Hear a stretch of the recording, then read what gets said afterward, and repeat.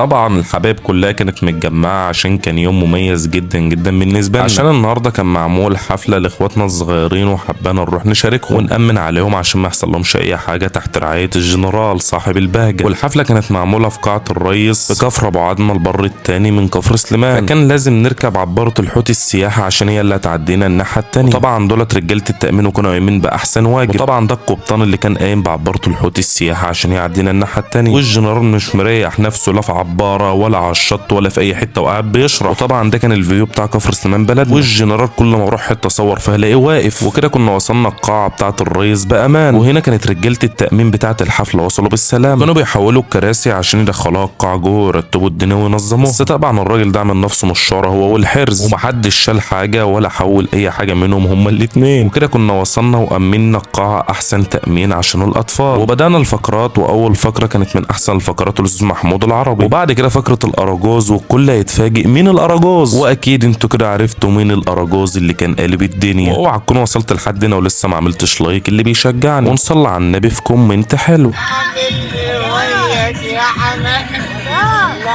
مجنون والله.